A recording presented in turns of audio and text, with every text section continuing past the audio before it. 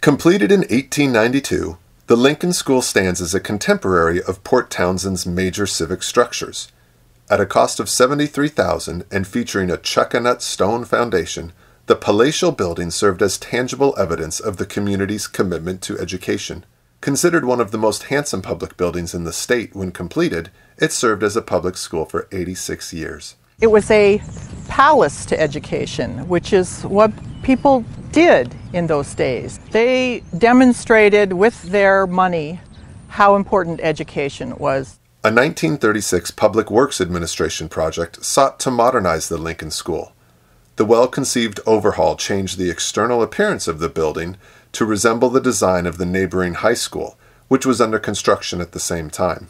As part of a building of a new high school on this campus in the 1930s, it was modernized to the aesthetic of the time, more of an Art Deco look to it. In 1980, the building was deemed a fire trap by the local fire chief and was vacated in the middle of the school year. School district administrative offices remained on the first floor until 3 years ago, when the doors were shuttered. Although unoccupied, the building remains solid and is currently used for storage. Yet it is scarred by broken and boarded-up windows, faces substantial electrical and plumbing issues, and requires seismic retrofitting. We're a small district. We've moved out of this building. Now we're facing the challenge of how to either repurpose it so it has an appropriate use here on a high school campus, or move to demolition. We have to resolve that issue before it starts costing the district real money out of its general budget. The Port Townsend School District would like to see the building reused, and in 2014 issued a request for proposals for rehabilitation and adaptive use. Unfortunately, none were forthcoming. School officials remain hopeful that an investor with ideas for a new use can be found, but must consider the cost and liability of maintaining and securing a vacant structure, given the district's other needs and priorities.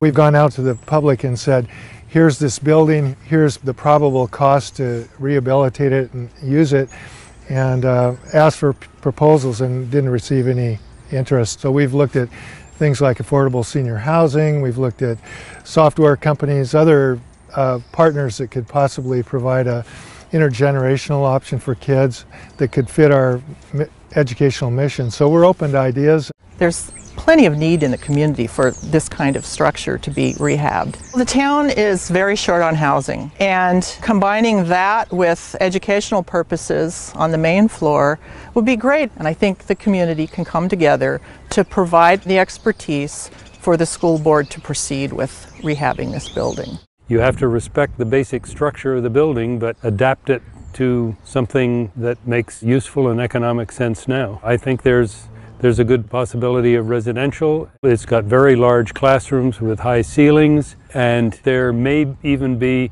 the possibility of putting mezzanines in.